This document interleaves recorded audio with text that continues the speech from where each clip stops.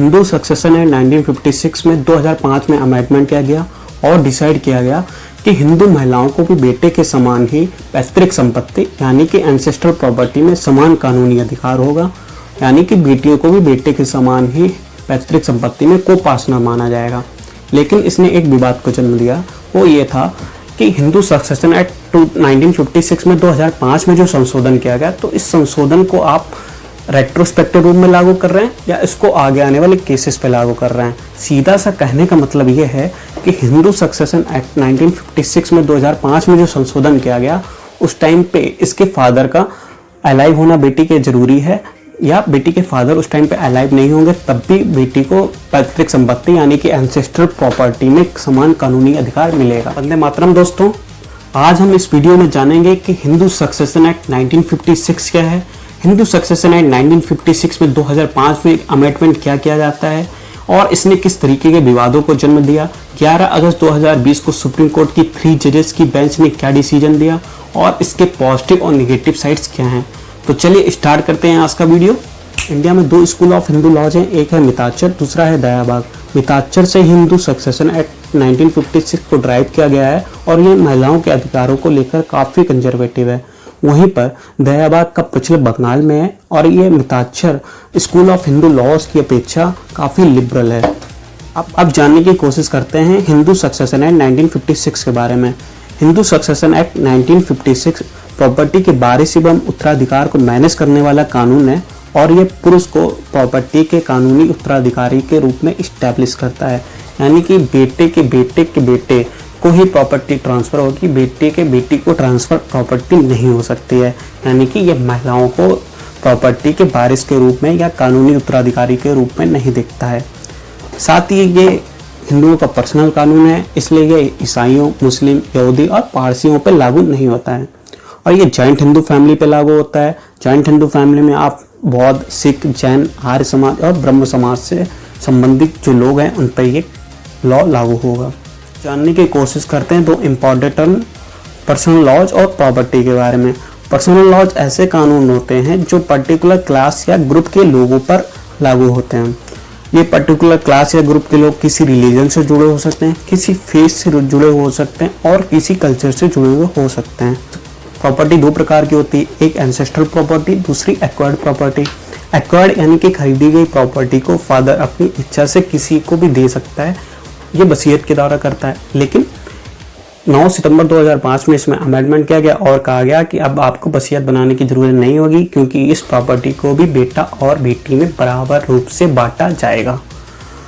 तो वही पैतृक संपत्ति यानी कि एंसेस्ट्रल प्रॉपर्टी वो होती है जो 3 जनरेशन से एक कंटिन्यू ट्रांसफर होती जा रही है और इसमें पैतृक संपत्ति को बेटा और बेटी में बराबर रूप से बांटा जाएगा, बेटी को इससे वंचित नहीं किया जा सकता। हिंदू सक्सेशन एक्ट 1956 में 2005 में अमेंडमेंट किया गया और यह हिंदू सक्सेशन अमेंडमेंट एक्ट 2005 के रूप में आया। इसमें कहा गया कि हिंदू महिलाओं को भी बेटे के समान ही एंसेस्ट्रल प्रॉपर्टी में को-पार्टनर माना जाएगा। को-पार्टनर वह व्यक्ति होता है जो इनहेरिटेड या अनडिवाइडेड प्रॉपर्टी में इक्वल शेयर रखता है, यानी कि अब बेटियों को भी बेटे के समान ही एंसेस्ट्रल प्रॉपर्टी में इक्वल शेयर मिलेगा क्योंकि वह को-पार्टनर है। लेकिन इस अमेंडमेंट एक्ट के कारण कुछ नए इशू उभर के सामने आए। पहला इशू ये था कि आप इस कानून को रेट्रोस्पेक्टिव रूप में लागू कर रहे हो या आप इस कानून को आगे आने वाले केसेस पे लागू करेंगे। दूसरा इशू ये था कि जो महिलाओं को आप प्रॉपर्टी में इक्वल राइट दे रहे हैं, तो ये उस टाइम पे इसके फादर का अलाइव होना जरूरी है बेटी के, कि फादर अलाइव नहीं होंगे तो भी बेटी को प्रॉपर्टी में इक्वल राइट मिलेगा। लेकिन जब ये केसेस सुप्रीम कोर्ट पहुंचे तो सुप्रीम कोर्ट की डिफरेंट बेंच ने डिफरेंट डिसीजन दिए।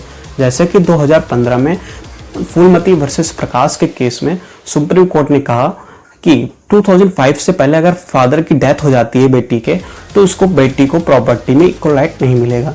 लेकिन 2018 में जब धनम्मा वर्सेस अमर का केस आया तो सुप्रीम कोर्ट की डिफरेंट बेंच ने डिसीजन दिया कि ऐसा है कि अगर 2005 से भी पहले बेटी के फादर की डेथ हो जाती है तो भी बेटी को प्रॉपर्टी में इक्वल राइट मिलेगा क्योंकि बेटी आरंभ से ही को-पार्टनर है, यानी कि बेटी अपने जन्म से ही को-पार्टनर है।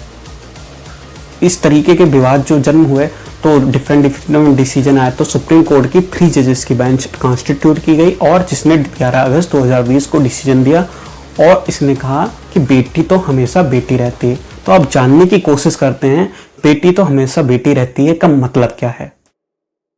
हिंदू सक्सेशन एक्ट 1956 में महिलाओं के संपत्ति अधिकार को लेकर सुप्रीम कोर्ट की 3 जजेस की बेंच ने 11 अगस्त 2020 को कहा कि बेटी शादी के बाद भी बेटी रहती है, यानी कि once a daughter always a daughter. Supreme Court की 3 जजेस की बेंच का कहना यह है कि बेटी शादी के बाद भी अपने माता और पिता के लिए एक पॉजिटिव एटीट्यूड रखती है, लेकिन बेटा शादी के बाद बदल जाता है। हालांकि ये बहुत ही डिस्कशन करने वाला टॉपिक है, लेकिन सुप्रीम कोर्ट के डिसीजन का सम्मान करते हुए हम जानने की कोशिश करते हैं कि सुप्रीम कोर्ट ने आखिर क्या कहा।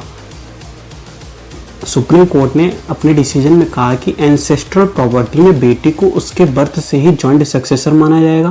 प्रॉपर्टी के डिवीजन के टाइम पे बेटी के फादर का अलाइव होना जरूरी नहीं है। साथ ही सुप्रीम कोर्ट ने कहा कि हिंदू सक्सेशन एक्ट 1956 का जो सेक्शन 6 है, जिसमें महिलाओं के साथ प्रॉपर्टी राइट्स को लेकर डिस्क्रिमिनेशन किया जाता है, उसको डिलीट किया जाएगा।